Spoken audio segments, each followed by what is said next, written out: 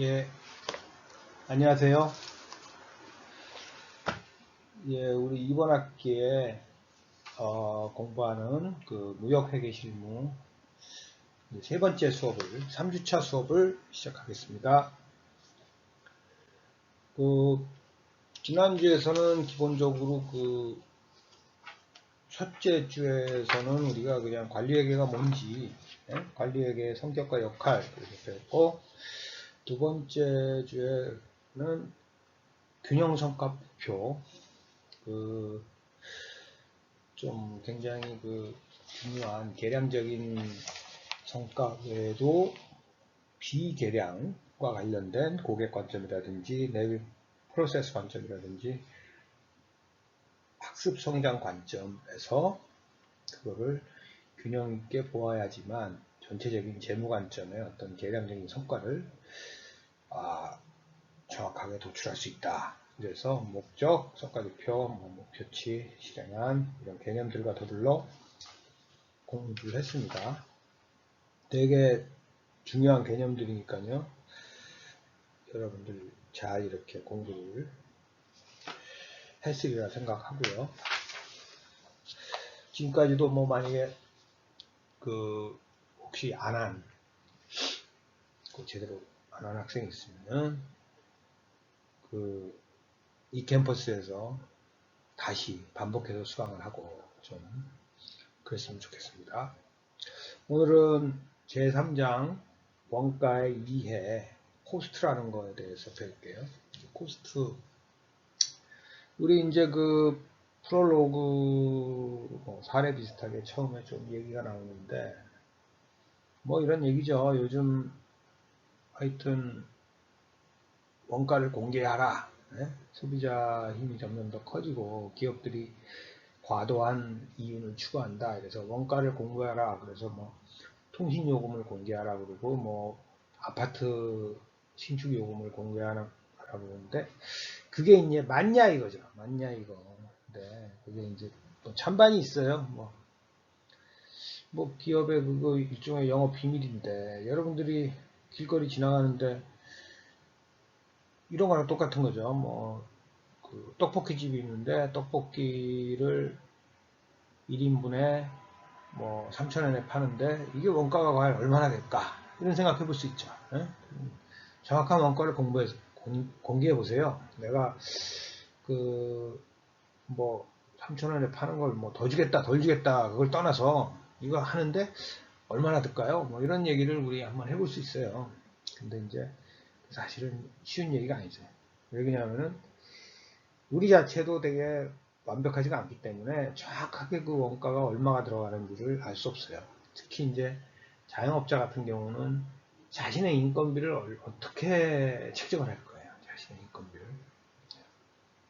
그래서 그것뿐만 아니라 여러 가지 요인들이 특히 요즘같이 이제 굉장히 불확실한 세대에는 지금 굉장히 어렵잖아요.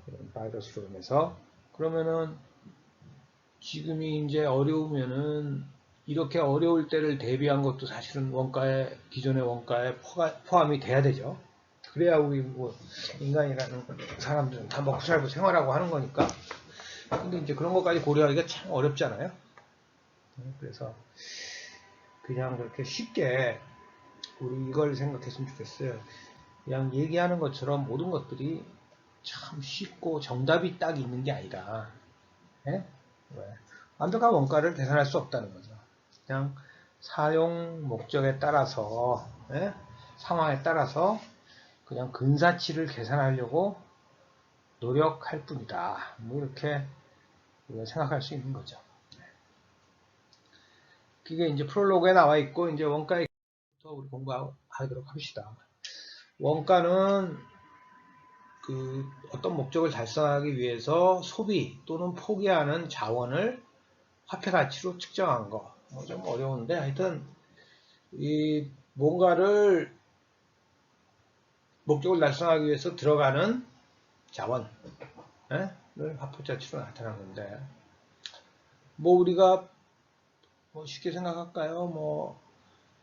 이 스마트폰을 만들려면은 그 재료가 들어가겠죠. 재료가 들어가고 또 그거를 만들기 위해서 그 사람의 노력이 들어갈 거고, 그리고 또 어떤 기계 장치니 뭐 공장이니 여러 가지들이 또 들어가겠죠. 그런 것들을 이제 원가라고 합니다. 그래서 원가를 계산하기 위해서 우리가 결정해야 하는 상황, 그러면은 원가를 계산하고자 하는 대상으로서는 cost object로서는 어떤 개별적인 제품, 개별 제품이냐, 또 어떤 부서 전체의 원가냐, 또 공장의 원가냐, 또는 회사 전체의 원가냐. 이것도 뭐 달라지겠죠. 물론 이렇게 합치다 보면 그게 나오겠지만. 그리고 이 원가를 계산하는데 어떤 목적을 위해서 사용할 것이냐, 뭐 이런 것도 있고요. 그리고 이제 원가라는 거는 벌써 주로 과거에 발생한 원가를 우리가 많이 생각하게 되죠. 과거에. 이렇게 들여서 이렇게 사가 이렇게 했다. 근데 경우에 따라서는 또 미래에 발생할 원가를 또 염두에 두는 경우도 있고, 어떤 측면에서는 그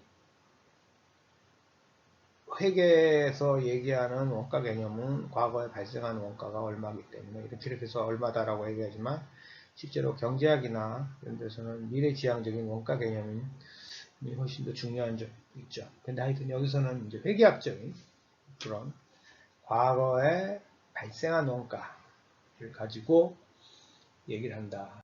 뜻이고요. 그 원가의 용도와 범위에서는 그 각각의 용도마다 원가에 포함되는 항목의 범위가 달라질 수 있다. 그래서 우리 different cost for different purposes 하면은 뭐 목적이 달라지면 원가도 달라진다. 이런 얘기가 있어요. 그죠? 그래서 어떤 우리가 뭐 이 모든 것을 똑같은 목적을 위해서 이렇게 똑같이 사용하지 않죠. 그죠? 근데 어떤 다른 목적을 위해서 쓰는 경우에는 그거에 따라 비용도, 원가도 이제 달라지는 거다. 뭐 이런데, 뭐, 실제로 이걸 우리 지난번에 이제 재무회계랑 관리회계에서 배웠지만, 이거를 외부에 그동안의 경영 실적을 알리기 위한 거는 재무회계라고 그랬죠. 그게 아니라 미래 어떤 의사결정을 위해서는 또 뭐 미래 의사결정을 위해서는 또 관리회계를 쓰고, 그래서 원가를 할 때 어떤 목적이냐에 따라서 좀 다르게 원가를 계산할 수도 있고 사용할 수도 있다, 이런 얘기고요. 개별 제품의 수익성 판단을 목적으로 하는 경우, 개별 제품의 어떤 수익성 판단을 목적으로 하는 경우에는 제품 개발에서부터 제조, 판매, 고객 서비스에 이르는 전 과정에서 발생하는 원가를 모두 고려하게 되고, 재무보고 목적만을 위한 경우에는 제조 과정에서 발생하는 원가만을 포함하는 경우가 있다. 그래서 그냥 이건 뭐냐 하면, 공장에서 만들어지는 원가는 이게 하나당 단가가 얼마, 뭐 이게 총 생산하는데 얼마가 들었어 이렇게 나오지만, 실제로 이게 얼마나 과연 이익이 되느냐라고 하면은 공장뿐만 아니라 이게 옮겨와서 유통점에서 판매도 되고, 또 서비스를 하다 보면 또 판매를 했는데 또 잘못된 건 다시 반품이 되기도 하고, 이런 고객 서비스에 이르는 전 과정에서 발생하는 원가를 모두 고려해야지만 수익성이 된다. 그래서 이런 어떤 목적이 다르면 그거에 따라서 원가도 달라지게 된다. 이런 얘기를 하는 거예요. 이제 그 다음에 원가 동인이라는 얘기가 나오는데, 드라이버다 그러면은, 그럼 원가가 들어가게 하는 그 요인들이 뭐냐, 원가를 움직이는, 원가에 영향을 주는 요인이 뭐냐.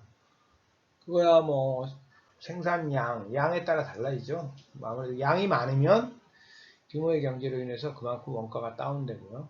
또 판매량, 또 작업시간, 기계시간, 또 생산을 몇 개를 한꺼번에 묶어서 할 수 있느냐, 생산 묶음 수, 또 한 번 그 주문을 할 때 몇 개를 주문하느냐, 따라서 달라지죠. 여러분들도 뭐 구매할 때도 보면은 뭐 가까운 편의점 가서 구매할 때도 보면은 뭐 1 플러스 1 그러면 여러분 구입 가격이 벌써 다른 거죠. 또 경우에 따라서 뭐 2 플러스 1도 있잖아요. 그래서 우리 항상 고민하잖아요. 이거를 이렇게 많이 필요는 없는데 난 2개밖에 없는데 하나가 더 생기는 경우. 그럼 이게 원가로 과연 얼마를 책정해야 되느냐 이런 얘기가 있는 거죠. 네, 이렇게 원가를 변화시키는 요인들을 보면, 원가에 영향을 주는 요인들을 보면 생산량, 판매량, 작업시간, 기계시간, 생산묶음수, 주문횟수 등이 있다.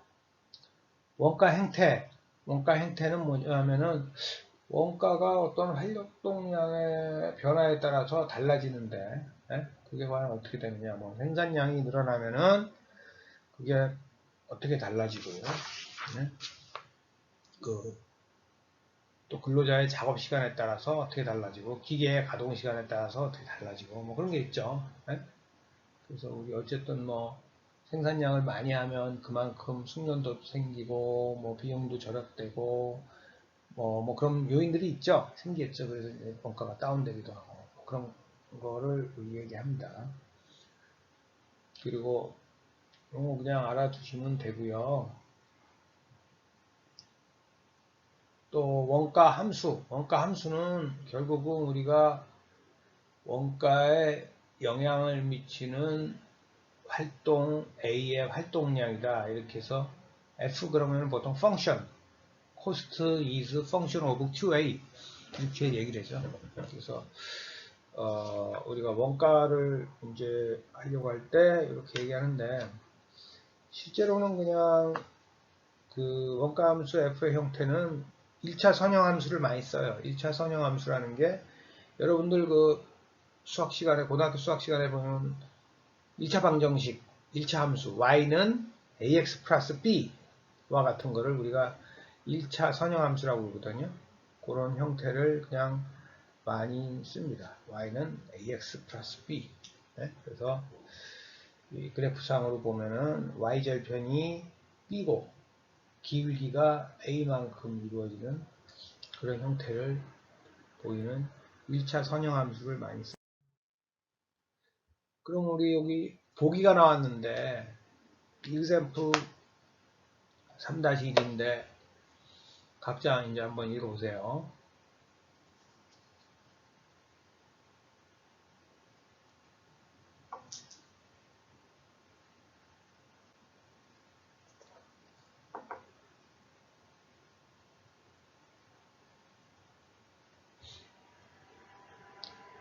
예, 읽으셨죠? 뭐 B사가 4월 한 달 동안 제품 C를 100개 주문받아 생산한 총 원가가 100만원으로 집계되었다. 포함된 원가 항목으로는 제조 과정에서 직접 투입된 부품 원가, 조립 과정에 직접 참여한 근로자의 급여, 공장 임차료가 있다. 5월에도 동일한 제품 C를 200개 생산한다면 총 원가는 얼마로 예상되는가? 뭐 간단해 보이죠? 100개 주문받았는데 100만원이면 200개 생산하면 뭐 200만원 아니야? 이렇게 그냥 쉽게 대답하실지 모르겠는데 뭐 그렇게 되면 좋겠는데 사실은 그렇지 않죠. 2배로 생산하기 위해서 늘어나는 게 있고 그죠? 비례적으로 늘어나는 원가가 있기도 하고 그렇지 않은 것도 있어서 그런 원가가 어떤 형태를 보이는가를 보고 그거에 따라서 달라지기 때문에 그렇게 그냥 쉽게 얘기할 수는 없습니다. 그래서 이게 뭐냐 하면 원가의 종류에는 변동 원가가 있어요. variable cost 그래서 활동량에 따라서 비례적으로 발생하는 원가 이걸 variable cost라고 그러고 변동원가 CV는 활동 A의 활동량 QA가 한 단위 증가할 때마다 비례적으로 VC가 증가합니다. 이게 무슨 말이냐면 뭐 어떤 제품을 만들려고 그러면 그 제품에 들어가는 비용이 있을 거 아니에요. 그러면은 뭐 예를 들어서 안경이다 그러면 안경을 하나 만들기 위해서는 렌즈가 2개씩 들어가잖아요. 그런데 2개를 만들려면 4개 들어가고 이렇게 비례적으로 발생하는 원가는 그냥 2배, 4배 그러면 아까 2배가 된다면 100개에서 200개를 내면 2배가 올라가겠죠. 그렇게 변동원가는 활동 A의 활동량 QA가 단단히 증가할 때마다 비례적으로 VC만큼, Variable Cost만큼 증가한다고 볼 수 있고, 그런데 고정원가라는 개념이 있어요. 고정원가는 활동량과 무관하게 일정하게 발생하진 않아요. 여러분 그 호떡집이라고 생각했을 때 호떡을 만드는 사람 입장에서는 뭐 하루에 100개를 만들면은 밀가루라든지 거기 호떡에 들어가는 뭐 설탕이라든지 기름이라든지 이런 거는 2배로 들어가지만 그죠? 호떡집을 그 세트로 살 거 아니에요. 그 세또는 200개를 만든다고 2배가 늘어나는 게 아니죠. 그죠? 그런 걸 우리가 고정원가라고 해요. 네? 뭐 그렇게 생각하면 쉬울 거예요. 변동원가, 고정원가. 그러니까 뭐 좀 더 생산하면은 뭐 좀 더 열심히 많이 일해가지고 생산하면 되기 때문에 임대료라든지 그런 게 더 늘어나진 않죠. 그래서 활동량과 무관하게 일정하게 발생하는 원가. 이거를 우리가 고정원가라고 부릅니다. 고정원가 CF는 활동량 A의 활동량 QA, 활동 A의 활동량 QA와는 무관하게 일정한 값 FC를 가지다. 그래서 그런데 보통은 혼합원가예요. 이런 고정원가 부분과 변동원가 부분을 모두 가지고 있어요. 그래서 변동원가 CV는 VC 곱하기 QA, 고정원가 CF는 FC, 그리고 혼합원가 믹스드 코스트는 결국은 이 2가지를 합친 거다. 그래서 뭐 그냥 좌변 우변 합친 거죠. VC 플러스 곱하기 QA 플러스 FC. 그래서 원가는 이렇게 성격이 변동적인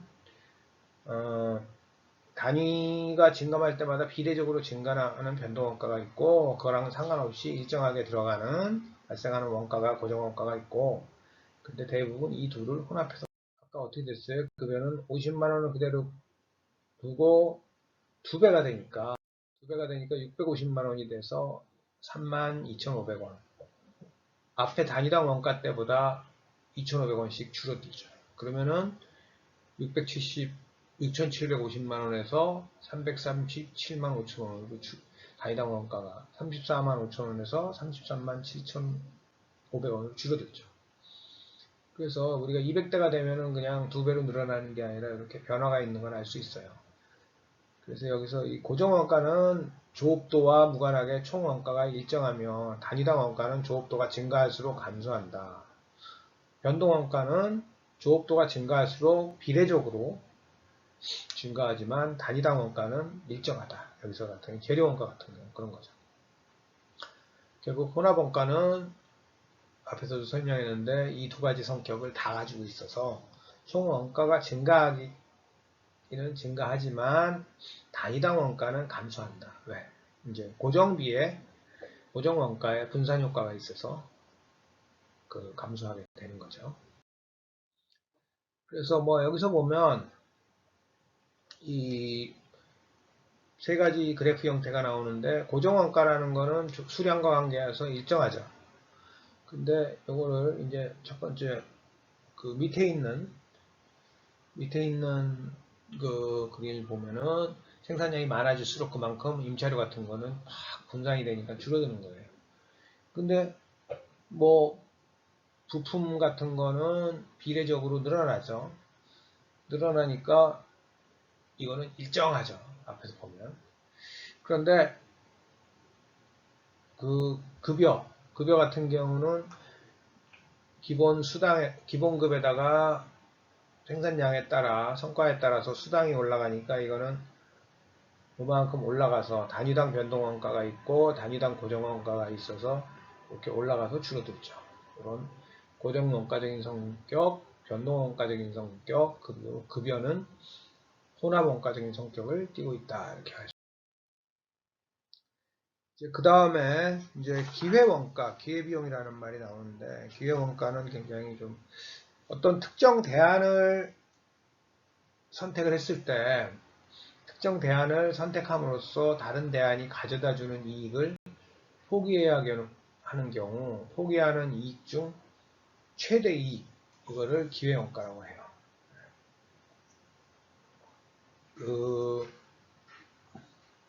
우리 뭐 기회비용이라고 많이 생각을 하죠. 뭐 내가 여러분들이 두 가지 일이 있는데 한 가지 일을 함으로써 다른 일을 포기하게 되죠. 동시에 못하니까. 그랬을 때 그 다른 일을 했을 때 발생하는 과연 이익이 얼마나 되는가 그런 걸 할 수 있어요. 그러면은 예를 들어서 그런 겁니다. 내가 공부를 그냥 쉽게 얘기하면 내가 공부를 하기 위해서는 알바 시간에 어때요? 알바를 줄여야 된다. 공부를 더 열심히 하기 위해서. 그러면 알바를 줄이면 알바로 인해서 여러분들이 알바비 수익을 얻는데 그만큼 줄어드는 거죠. 공부를 위해서 그만큼 줄어드는 거죠. 그래서 기업 같은 데서는 뭐 굉장히 많은 그 제품을 생산하거나 여러 가지 활동을 하기 때문에 하나를 택함으로써 포기해야 되는 것들이 많이 나오는 거죠. 우리 고객이라고 생각해도 그래요. 판매하고 있을 때 고객이 여러 있고 시간이 제한되어 있으면은 한 고객에게서 열심히 하다 보면 다른 고객을 놓치잖아요. 그런 게 기회비용이라고 생각할 수 있죠. 기회원가. 네. 그리고 회피 가능 원가라는 개념이 나오는데, 어버이더블 코스트라는 게 나오는데, 뭐 예를 들어서 A랑 B 제품을 생산하고 있었는데, B를 이제 안 되겠어. 그거를 포기해야겠어. 안 해야겠어. 아니면 어떤 고객을 이제, 블랙 커스터머야. 너무 상대 안 해야겠어. 이렇게 했을 때 포기하는 의사결정을 내리면 더 이상 발생하지 않는 원가를 회피 가능 원가라고 해요. 삼성전자 같은 데서도 PC, 데스크탑 PC를 뭐 원래는 생산하다가 포기했죠. 포기함으로써 하여튼 없어지는 원가. 이게 회피 가능 원가, avoidable cost라고 그러고, 포기는 했지만 여전히 발생하는 원가를 회피 불가능 원가, unavoidable cost 이렇게 얘기를 하죠. 그래서 그거에 대해서는 여러분들이 알아두고요. 다음에는 이미 돈이 들어가서 과거의 의사결정의 결과로 돈이 들어가가지고 이 발생하여 변경이 불가능한 원가 이런 거를 메모리 원가, 썬크 코스트, 썬크가 가라앉았다 이거죠. 우리 뭐 어떤 제품을 어떤 기계를 300만 원 주고 샀는데 그 제품을 쓰건 안 쓰건 300만 원이 들어갔으면은 그걸 다시 300만 원으로 살릴 수가 없죠. 기껏 뭐 중고로 해봤자 얼마 못 받죠. 팔아봤죠. 그렇게 기존 설비의 어떤 장부가액과 같이 과거 의사결정의 결과로 이미 발생하여 변경이 불가능한 효과. 그러니까 그런 걸 이제 썬크 코스트라고 해요. 자꾸 그거에 애착을 갖고 뭐라고 하면은 의사결정을 하는 데 있어서 더 곤란하게 되기도 해요. 그래서 이미 집행된 연구개발비 같은 거는 이미 R&D 비용으로 쓰는데 썬크 코스트라고 할 수가 있죠. 썬크 코스트. 중요한 개념들 많이 나왔습니다. Opportunity cost, Avoidable cost, Unavoidable cost, Sunk cost. 이 챕터에서는 뭐 이제 원가 계산, 원가 관리에 아주 기초이기 때문에 새로운 개념들이 나오는데 여러분들 개념들이 뭐 그렇게 어려운 개념은 아니고 여러분들도 일상생활에서 많이 쓰는 개념인 거죠. 그래서 잘 알아두시면 도움이 되고 그렇지만 간단해 보이지만 또 막상 이게 분석해서 들어가면 굉장히 또 심오한 그런 개념들이니까 잘 이렇게 이해하길 바라요. 또 이제 기정원가다 이런 말이 있는데 이걸 committed cost, 기정원가 또는 확정원가 이런 말이 있는데 이거는 그 한번 계약을 딱 해놓으면 그거로 인해서 발생할 원가가 어쩔 수 없이 들어가는 거. 사람을 고용을 해놓으면 일이 잘 될 것 같아서 고용을 했는데 뭐 일이 잘 안 돼요. 그렇다고 그 사람한테 급여를 안 줄 수 없죠. 그런 것들을 우리 기정원가 또는 확정원가라고 해요. committed cost 이렇게 얘기해요. 네? 뭐 의사결정의 결과로 미래 일정 기간에 발생할 금액이 미리 확정된 원가, 이걸 기정원가 또는 확정원가라고 그러고, 뭐 설비 투자로 인해서 향후 발생하게 되는 감가상각비, 수선 유지비 등은 어쩔 수 없는 거죠. 네. 우리가 커미트했다 이런 말 쓰죠. committed cost 할 때 커미트했다라는 건 내가 그렇게 하기로 했다 이런 뜻이에요. 커미트. 네? 약속을 했다. 그렇게 하기로 했다. 정해졌다. 이런 얘기니까 그런 거죠. 그래서 이거는 근데 그럼 아까 썬크 코스트랑 어떻게 달라요? 그렇게 메모 원가랑은 어떻게 달라요? 그런 질문을 할 수 있는데 메모 원가는 과거에 발생한 원가다. 그죠? 과거에 이미 발생한 원가고 기정 원가는 과거에 발생 안 했지만 어떤 계약이라든지 약정에 의해서 발생하기로 되어 있는 거 그거를 미래에 발생한 원가라는 점에서 차이가 있다. 다음에 재량 원가는 이 discretionary cost는 경영자의 재량에 따라 쉽게 변할 수 있는 원가 이거를 우리 재량 원가라고 합니다. 그래서 지금 경기가 어려운데 뭐 연구개발 좀 줄여야겠다. 외국에 뭐 이렇게 용역 주는 거는 좀 줄여야겠다. 뭐 광고 판촉비 같은 거는 좀 줄여야겠다. 라고 하는 거. 네? 그래서 이런 것들은 좀 경영자가 쉽게 자기 자신의 판단이라든지 재량에 따라서 줄일 수 있는데 이거를 우리가 재량원가라고 하고요. 대표적으로 광고비라든지 판매 촉진비 같은 경우는 거기에 생산. 그 다음 보기 3-3을 한번 읽어보세요.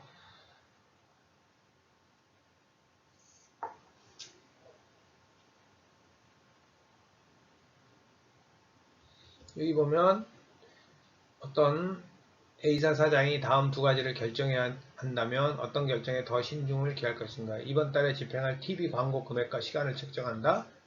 향후 3년간 제품 생산에 사용될 신규 설비에 대한 투자안을 확정한다. 뭐 당연하죠. 뭐 한 달 해보고선 효과가 없으면 끊어버릴 수도 있고 그죠? 뭐 그렇지만 3년간 제품 생산에 사용될 신규 설비에 대한 투자안을 확정하려면 이게 그거 한 거죠. 그러니까 우리가 요새 뭐 그 바이러스 때문에 그 마스크가 굉장히 품귀 현상을 일으키고 뭐 마스크 살기가 어렵다 이런 게 있죠. 그리고 뭐 마스크 사업을 하는 회사 입장에서는 이럴 때 빨리 뭐 마스크를 증산을 해서 빨리빨리 해야죠. 그런데 그게 중요한 게 아니에요. 왜? 이게 만약에 바이러스 문제가 해결되면 마스크에 대한 수요가 줄을 거 아니에요. 그러면 생산량이 그만큼 줄어진다. 줄여야 되죠. 그러면은 이거를 그 다음에 어떻게 할 거냐 이런 의사결정이 필요한 거죠. 그죠? 그래서 이게 쉽게 그렇게 생산 능력을 캐파를 새로운 설비라든지 사람을 추가적으로 고용해서 한다는 건 굉장히 어려워요. 그렇게 하기 위해서는 그 신축성, 유연성이 좀 있어야 돼요. 유연성이라는 그래서 우리가 이제 그 노동의 유연성 이런 걸 많이 얘기하는데 뭐 야근을 해서 생산량을 늘린다든지 그런 거를 훨씬 많이 택하죠. 네? 그 다음부터는 야근을 안 하게 하면 되니까 또는 뭐 여러 가지 방법으로 그렇게 이제 해가지고 그러니까 기업들에서는 사실은 야근을 시키고 그 야근하는 시간에 대해서 그 주말 수당이라든지 뭐 이런 걸 더 1.5배로 주면서 하게 되는 거죠. 그래서 하여튼 이 캐파를 늘리려는 거는 결국은 공장도 증설해야 되고 기계 설비도 늘리고 그래야 되니까 이게 간단치만은 않다 이런 게 있고요. 그리고 원가에 우리 45페이지입니다. 원가의 추적 가능성 이게 있는데 개별 원가 대상에 쉽게 추적하고 연결할 수 있는 원가를 우리가 직접 원가라고 해요. 직접 원가. 그래서 뭐 현대자동차에 뭐 그랜저라는 자동차가 있죠. 자동차에 실리는 뭐 엔진이라든지 뭐 창문이라든지 앞 유리창이라든지 뭐 이런 것들은 다 직접 추적이 가능하죠. 그런 거는 또 외부에서 이렇게 저거 받는 경우도 많고 뭐 타이어라든지 그런 걸 이렇게 코스트 트레이싱 원가 추적이라고 해요. 그래서 직접 원가를 원가 대상과 연결짓는 절차. 어떤 보면 원가 기속의 한 형태. 하여튼 이렇게 인과관계가 직접적으로 딱 쉽게 연결이 되는 거는 직접 원가죠. 추적이 가능한 건. 그런데 실제로 추적되지 않는 원가도 있어요. 예를 들어서 현대자동차의 최고 경영자다. 급여는 이 그랜저에 관련이 되긴 되지만 이게 얼마나 되냐. 간접적으로 관련이 된다. 그래서 간접 원가가 되는 거죠. 이런 경우에는 원가를 추적하거나 그러는 게 아니라 원가를 배분한다고 그러죠. 배분. 왜? 현대자동차에서 생산하는 자동차는 뭐 소나타도 있고 아반떼도 있고 그랜저도 있고 뭐 제네시스도 있고 여러 개가 있으니까 거기에서 직접 추적이 어려운 간접 원가를 인위적으로 연결시키는 절차. 어떤 아까 얘기한 코스터 어사이먼트의 한 유형이라고 볼 수 있는데 그런 것들을 우리가 배분이라고 해요. 원가 배분. 원가 배분 개념은 되게 중요해요. 왜 그러냐면은 여러 가지 제품을 보통 생산하는데 거기에다가 어떻게 나눌 것이냐 뭐 이런 것들이 이제 들어가는 거죠. 그게 딱 매칭이 딱 되면 좋은데 특정 제품에 연결이 딱 되면은 이제 직접 원가인데 대부분 비용이 그렇지 않은 경우가 많아서 네? 그런 거다. 그죠? 뭐 여기 보면은 우리 직접 원가는 제품 A에 투입된 원자재 원가, 제품 A의 조립 노무 원가 이런 게 있고 제품 B에 투입된 원자재 원가, 제품 B의 조립 노무 원가 그래서 이게 제품 A에 들어가고요. 원가 추적이 또는 그 빨간색은 제품 B에 들어가고 그런데 제조 공간 사용에 따른 임차료 뭐 공장이 됐던 뭐 판매 제조 공간이 됐던 그 임차료는 A와 B에 나눠야 될 거 아니에요. 두 가지를 생산하면. 이런 것들은 간접 원가다. 어떻게 나눌 거냐? 뭐 5대5냐, 6대4냐, 뭐 3대7이냐. 이래서 배분 개념이 들어간다. 원가 배분 개념, 알로케이션 개념이 들어간다. 이렇게 뭐 여러분 뭐 알 수 있죠. 우리가 뭐 한 매장에서 두 가지 일을 하고 그걸 경영하는 사람이 둘 다 다른데면 임대료가 나오면 이거를 몇 대 몇으로 할 거냐. 에? 사용하는 공간이 딱 일정하고 모든 게 똑같다면 반씩 나누면 되겠지만 실제로 그렇지 않은 경우가 많아서 이걸 배분하고 이래야 되는 문제가 생기죠. 그거랑 똑같습니다. 그거랑 아주 똑같기 때문에 이 그림이 잘 됐어요. 여러분들 이해할 때 제품 A, 제품 B에 A, B에 직접 투입된 원가나 원자재나 노무 원가는 바로 추적이 가능하지만 그거와 관련된 뭐 여러 가지 임차료 외에도 많아요. 뭐 수도 광열비라든지 뭐 이런 간접비들이 많죠. 에? 뭐 경비를 뭐 이렇게 요즘 뭐 세콤이라든지 뭐 이렇게 텔레캅이라든지 뭐 이런 또 경비 같은 것도 공장에 많이 이렇게 그거 하고 그러죠. 그럼 그런 것들은 또 어떻게 배분하느냐 이런 것들이 다 들어가는 거죠. 그런 거 이제 간접원가 뭐 이렇게 나오는 거죠.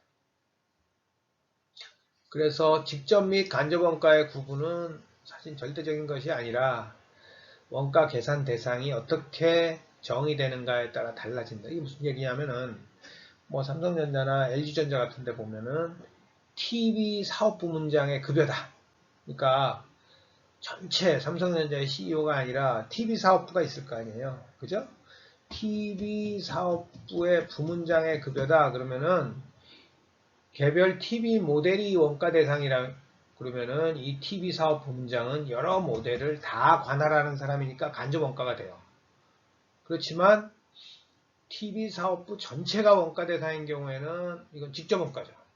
예? 무슨 말인지 알겠어요? 네, 이렇게 돼요. 당연하죠?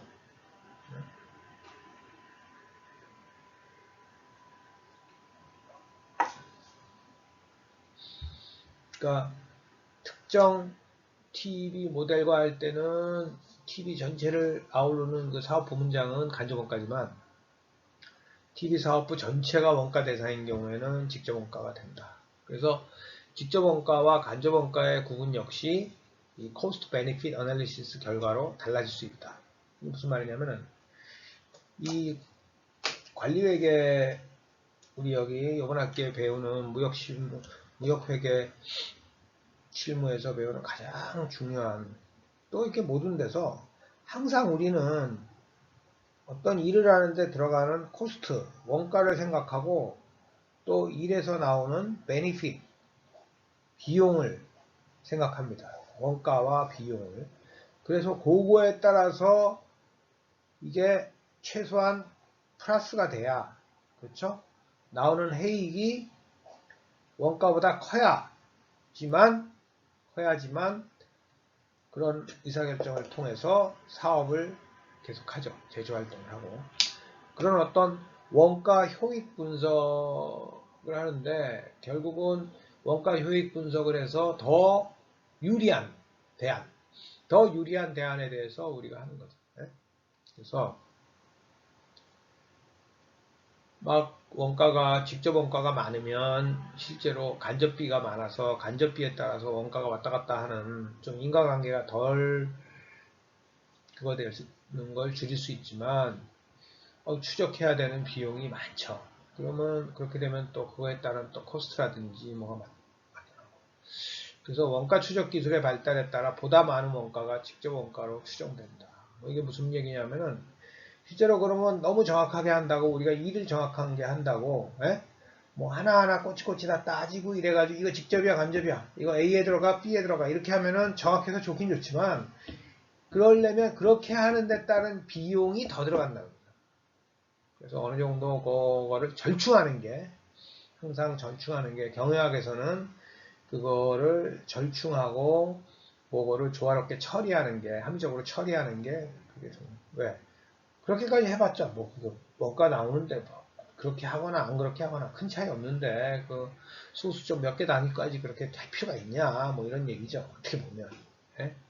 그래서 어떤 일을 매사에 할 때는 그 들어가는 비용이 너무 많아지면은 그걸 통해서 얻을 수 있는 혜택보다 너무 많아지면은 그런 것들은 가급적이면은 덜 고려해서 코스트 베니핏 어널리시스에서 일정 한계 내에서 타협을 통해서 구분하는 게 좋다. 정확하게 하는 게 좋다. 뭐 이런 얘기입니다. 네. 여러분 알겠죠? 우리 뭐 매사에 그래요. 뭐 우리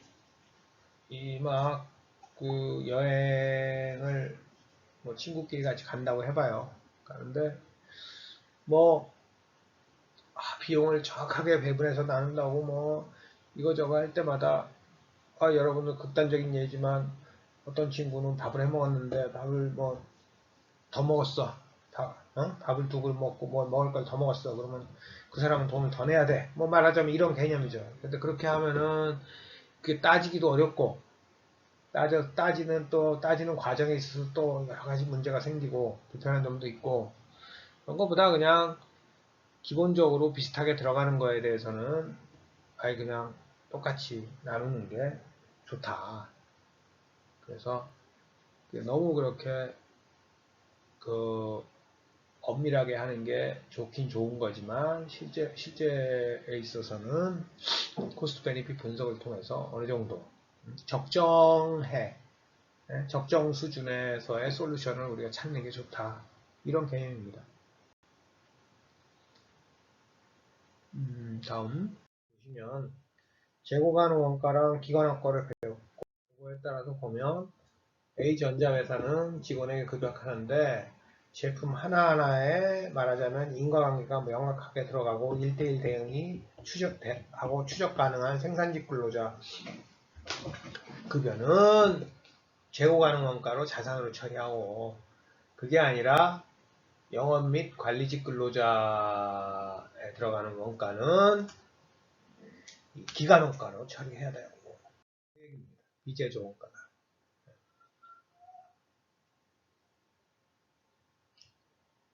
여러분들 뭐 아시겠죠? 네?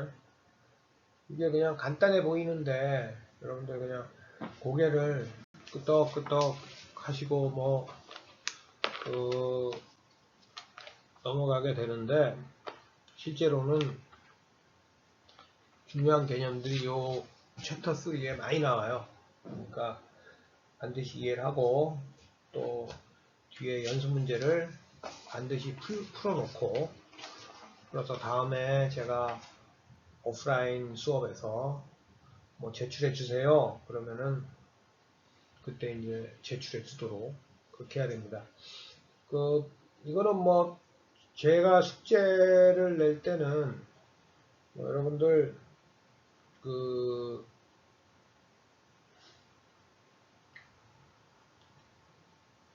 막 이렇게 레포트 막 컴퓨터로 하고 뭐 이렇게 하고 그럴 필요 없고요.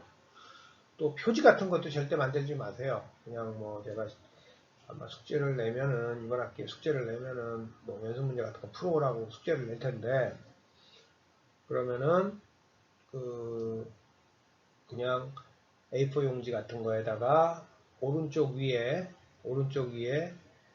이름이랑 학번이랑 뭐 학과랑 이름 정도만 딱 쓰면 제가 이제 뭐 추적이 가능하겠죠. 맨 위에 쓰고 그냥 밑에 그 다음부터 1번, 2번, 3번, 4번 이렇게 뭐 제가 아마 주로 홀수번 숙제 내고 뭐 짝수번 숙제 내고 이런 걸 많이 하는데, 그거에 따라서 풀이 과정이랑 답을 이렇게 쓰시면 돼요. 알겠죠?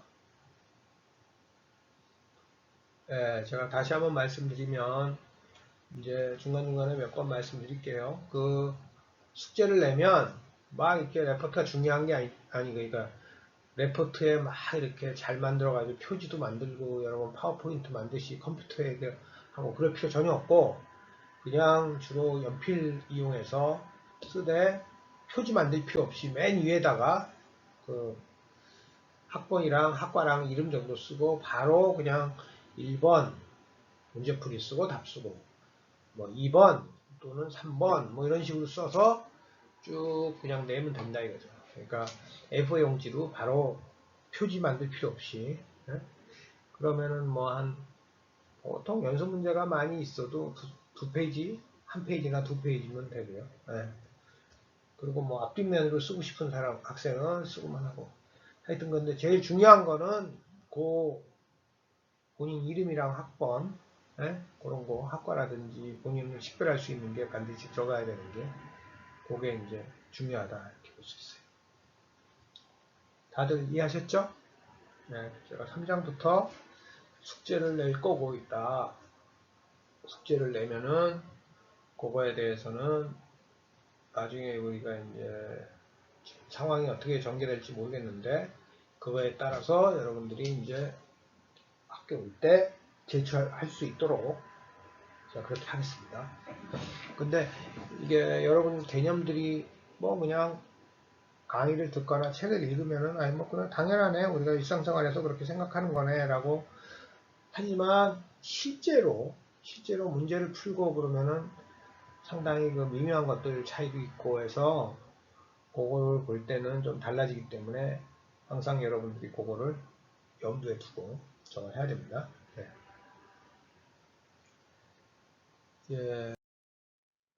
그래서 원가 개념이 나오는데, 원가라는 것은 아까 맨 처음에 모두에 이번 수업 시간 맨 처음에 얘기했죠. 기업이 특정 목적을 위해서 소비하거나 희생한 자원, 기업이 특정 목적을 위해서 소비하거나 희생한 자원을 원가라고 했고, 비용은 재무회계의 근간이 되는 발생주의는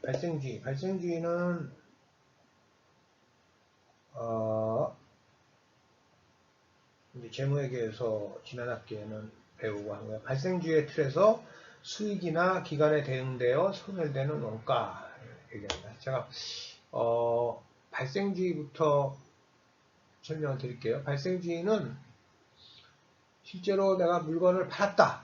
근데 물건을 팔으면은 그 순간에 바로 그 판매 대행을 받을 수도 있고 나중에 받을 수도 있고 뭐 여러 가지 뭐 방법이 있죠. 그랬을 때 물건을 판 사실 어떤 거래가 발생한 그 사실에 따라서 수익이나 비용을 인식하는 것을 발생주의라고 해요. 알겠어요? 그럼 대응되는 건 뭐겠어요? 그럼 실현주의죠. 실현주의는 그게 실현이 됐을 때 그거 하는 거예요. 우리 그러잖아요. 계약을 맺으면 뭐 예를 들어서 우리가 어떤 뭐 3개월짜리 용역을 한다고 하세요. 그러면은 계약을 맺어서 그게 이제 시작을 했다. 그러면 뭐 3개월에 3천만 원짜리 용역을 한다. 그럼 3천만 원의 수익이 실현이 되라고 하는 거죠. 그런 걸 우리 발생주의라고 합니다. 그래서 재무회계의 근간이 되는 발생주의의 틀에서 수익이나 기간에 대응되어 소멸되는 원가를 우리가 비용, 이렇게 수익 비용,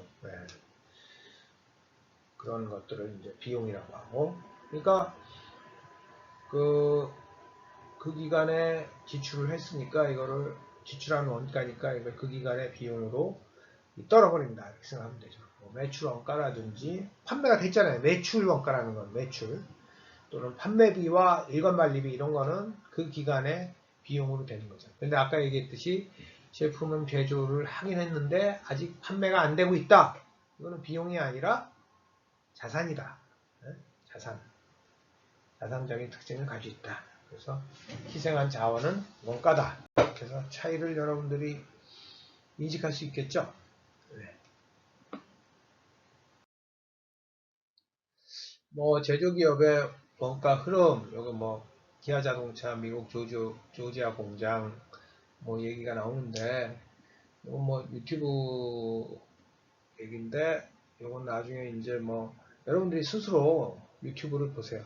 여러분 그 지금 우리가 공부하고 있는 관련되는 것도 여러분 유튜브에서 찾아보면은 여러 훌륭하신 분들이 뭐 많이 만들어 놨어요. 그래서 여러분 공부하는데 도움을 많이 받을 수 있고요. 저도 강의 준비를 할 때 유튜브를 상당히 많이 이용을 해요. 그러기 때문에 여러분 지금 공부하기가 굉장히 좋아졌죠. 그래서 이런 것들을 적극적으로 활용을 해서 하고 또 이제 영어 자막도 있는데 영어 같은 거 공부도 제가 얘기를 하면 뭐 학원 다닌다고 그러면서 막 여기저기 다니고 뭐 시간 아깝고 비용도 들고 막 알바 열심히 해가지고 학원비 내가지고 학원 다니고 그러는데 그것도 물론 효과가 없다는 건 아니지만 너무 낭비가 큰데 실제로 영어 공부를 하려면은 유튜브 같은 데서 영어 사이트로 된 거를 들어가서 그 리스닝을 잘하는 게 굉장히 중요해요. 네? 그래서 제가 유튜브랑 친해져라. 근데 뭐 유튜브에서 여러분들이 많이 좋아하는 뭐 먹방이라든지 뭐 화장품 화장하는 법이니 뭐 재밌는 여러 가지들 뭐 많이들 그거 보는데 뭐 그것도 뭐 엔터테인을 위해서 또 필요한 정보를 얻기 위해서 봐야 되겠지만 공부와 관련돼서는 유튜브의 외국 사이트들을 좀 많이 보기를 그리고 특히 이렇게 과목이랑 연결되고 또 우리나라 기업이라든지 이런 거랑 연결된 것들을 여러분들이 많이 공부를 하면 도움이 많이 될 거다. 그런 얘기를 꼭 해드리고 싶어요. 알겠죠? 그래서 유튜브를 적극적으로 활용을 해서 공부를 해라. 뭐 아마 제조 현장에서 뭐 기아자동차 미국 조지아 공장에서 뭐 이렇게 생산이 어떻게 이루어지고 이런 걸 보여주는 것 같은데 들어가서 이렇게 보도록 하세요. 네. 뭐 여기서는 시간 관계상 뭐 그거 하고 다음에 이제 오프라인 수업할 때 그 기회가 되면 수업을 할 때 기회가 되면 그때 같이 보면서 뭐 토론도 하고 뭐 발표도 하고 그렇게 하도록 할게요. 네, 여러분 알겠죠? 네.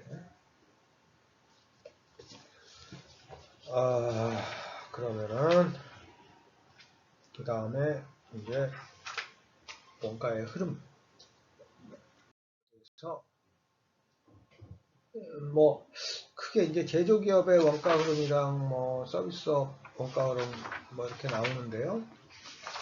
뭐 주로 원가 계산에서는 제조기업의 원가 흐름을 많이 공부를 하기 때문에 제조기업의 원가 흐름에 대해서 공부를 하면 여러분들이 좀 될 것 같아요.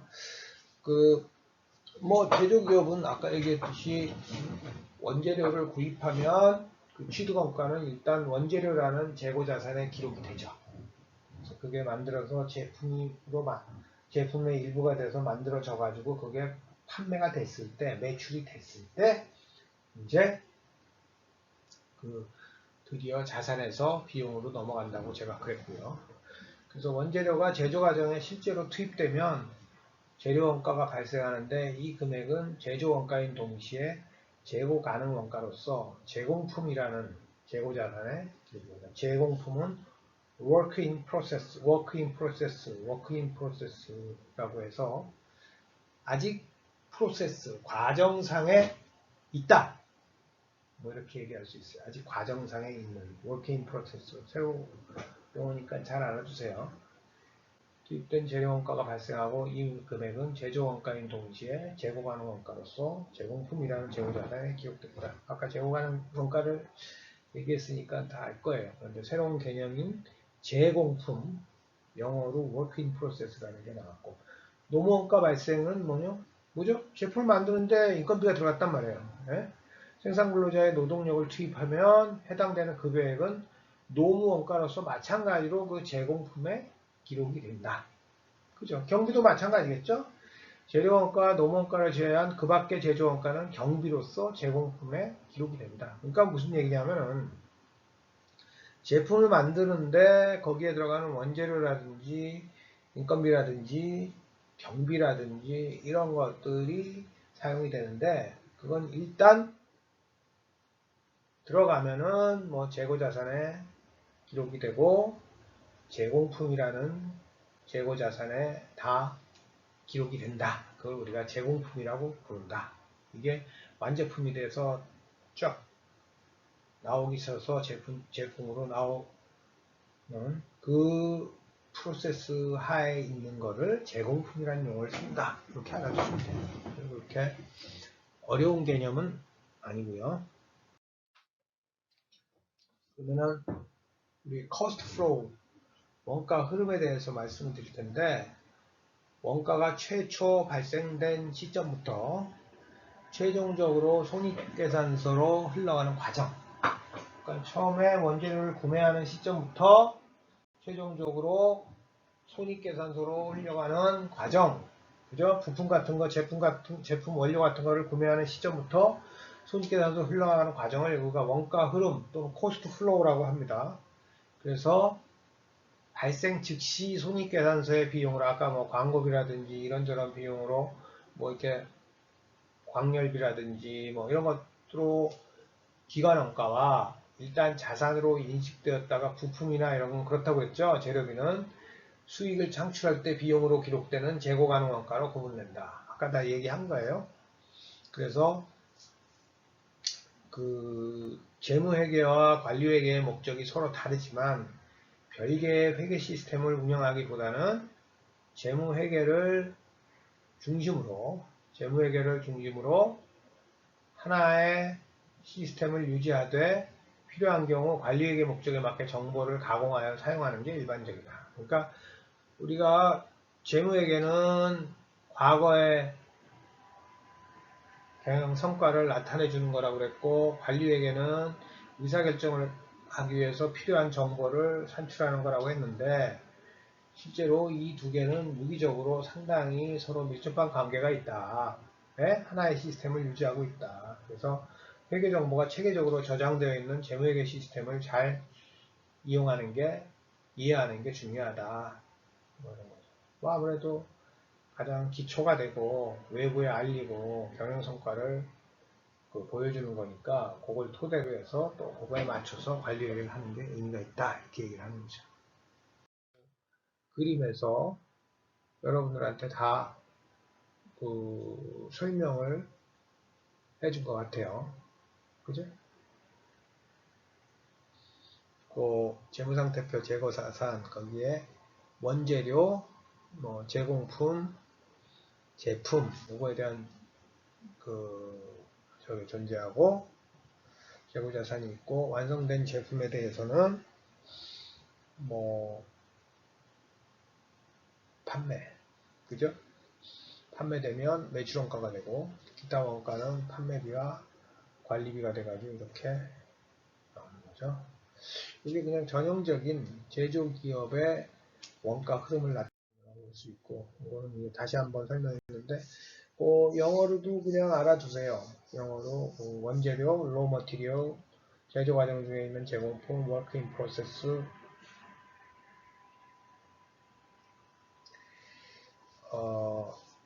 그리고 완성된 제품, finished good 이렇게 돼요. 여러분들이 이제 이 영어로 많이 알아야 되는 게 이게 여러 가지 그게 있는데 실제로 우리나라 기업들이 이제 IR 활동을 많이 해요. IR을 하려면은 IR이다 그러면은 그 인베스터 릴레이션이다 이런 말 해요. 그러니까 기업들은 다 투자자들부터 자금을 유치한다든지 뭔가 하여튼 주식을 사라고 그런다든지 우리 회사 주식을 사라고 그런다든지 뭘 하기 위해서 하여튼 노력을 해야죠. 그런 활동을 이제 IR 활동이라고 그래요. IR 활동. 투자자 관계 활동이다. 그래서 IR, 대문자로 IR 활동이라고 많이 씁니다. 그래서 이런 부분, 특히 기업 규모가 크고 해외에 의존하는 경우가 많은 경우에는 그런 것들을 기업의 어떤 소개라든지 이제 애뉴얼 리포트 같은 걸 만드는데 애뉴얼 리포트를 만드는데 뭐 당연히 이거는 외국 거를 또 우리나라 사람들을 위해서도 영어로 만드는 경우가 많죠. 뭐 파이낸셜 리포트라든지 모든 것들을 영어로 만드는데 그러기 위해서는 영어로 된 개념을 잘 알아야 되고요. 네. 영어를 익숙해야 돼요, 여러분들이. 그래서 그거를 같이 알아두는 게 굉장히 이제 중요하고 또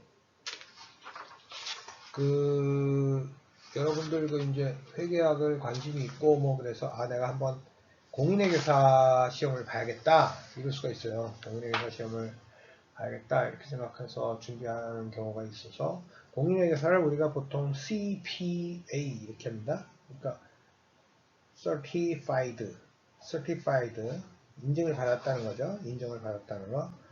공인이 돼 공적으로 인증을 받은 거니까 public 회계사니까 accountant.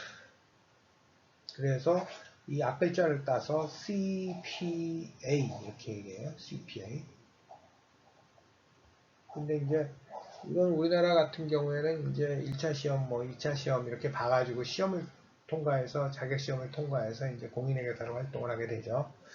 근데 AICPA라는 게 있어요. AI 앞에다가 AI를 붙이면은 뭐 쉽게 얘기해서 그냥 미국 공인회계사예요. 미국 공인회계사.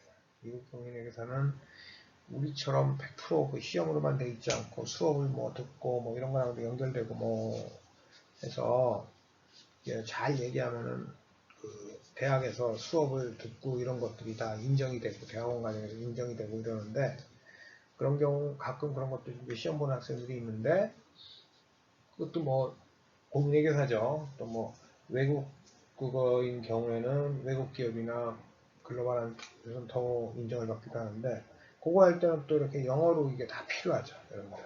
그죠? 영어로 필요하기 때문에 실제로 뭐 이런 영어 용어라든지 이런 것들은 다 알고 있어야 된다. 제가 이런 말씀 드리는 거예요. 그 경영학이라는 게 기본적으로 이제 미국에서 꽃을 피우고 있기 때문에 미국에서 시작한 것도 많고 미국에서 꽃을 피우고 있기 때문에 뭐 영어로 다 알아두는 게 그냥 좋습니다. 그게 일반적인 용어고 여러분들은 또 우리나라처럼 제가 여러 번 말씀드리지만 해외 시장 의존도가 크고 높고 또 인터내셔널 비즈니스를 많이 글로벌 비즈니스를 많이 해야 되는 입장에 있어서는 뭐 그거를 뭐 영어를 안 쓸 수가 없고 영어를 써야만 되고 영어 용어라든지 뭐 이런 거 뭐 스피킹서부터 시작해서 리스닝도 라이팅까지 익숙해야 되기 때문에 여러분들이 왜 저렇게 영어 이런 거 가끔 나오나 이렇게 생각하지 말고 그때그때마다 반드시 이해해두고 모르면은 뭐 구글이나 네이버 찾아보면 다 나오니까요. 그렇게 해서 익숙해지도록 하기 바랍니다. 여러분들 알겠죠?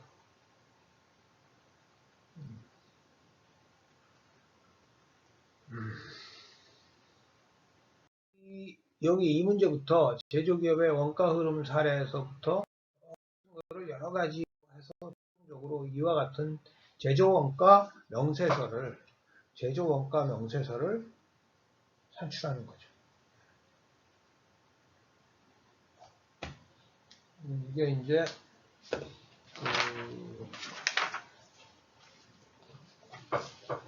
제조원가 명세서 산출하는 것까지 책으로 따지면 55페이지까지 했고요. 그 다음부터는 뭐 에필로그, 뭐 또 케이스도 있고요. 생각해 봅시다 이런 것도 있어요. 사실은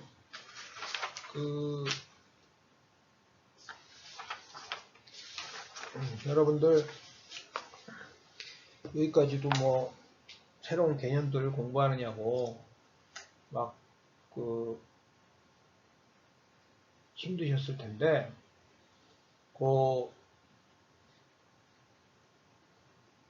그거를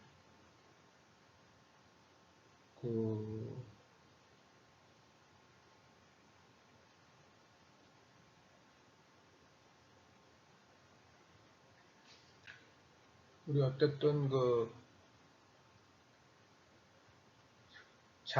지금까지 한 것들을 잘 이해를 하시고요. 이해를 하시고 또 뒤에 에필로그도 읽어보시고 또 어떤 그런 57페이지 케이스 57페이지의 케이스도 좀 공부를 해보시고요. 그래서 공부하고 생각해 봅시다. 해서 커피점의 원가를 변동원가, 고정원가, 혼합원가로 분류한다면 어떤 항목들이 각 집단에 표현될까? 이런 것도 공부를 하시고 한번 생각해 보시고 커피점의 원가를 분류하는 것이 수익성 향상에 왜 중요할까? 이것도 좀 공부를 하시고요. 그 다음에 58페이지 보면은 은행 수수료 괘씸죄에 속 터지는 사연 뭐 이거 있으니까 이것도 여러분들 하시고 그리고 제가 이제 마지막에 연습 문제가 나오는데 연습 문제를 챕터 3부터는 미리미리 여러분들이 공부해놔야 돼요. 그래서 연습 문제가 60페이지서부터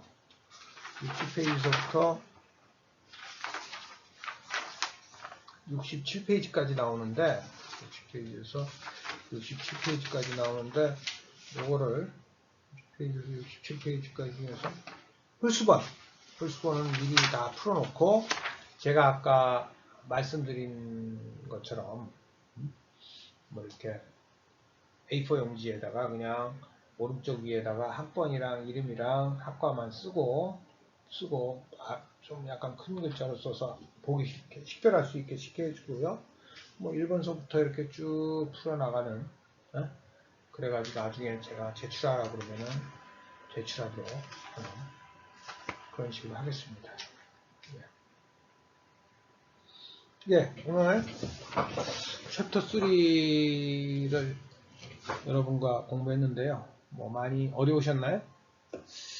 그렇게 어렵지도 않은데 또 그렇다고 그렇게 쉽지도 않아요. 중요한 개념들도 많이 나오고 여러분들 또 처음 생소한 개념들이 많이 나오고 해서 그러니까 요거를 하여튼 여러분 복습 철저히 하고 연습 문제도 풀고 또 아까 말씀드린 것처럼 유튜브라든지 그런 데를 통해서 또 많이 이걸 또 저걸 하고 이런 식으로 해가지고 하고 좀 익숙해지도록 기본 개념이라든지 이런 데 많이 나오니까 익숙해지도록 좀 부탁드리겠습니다.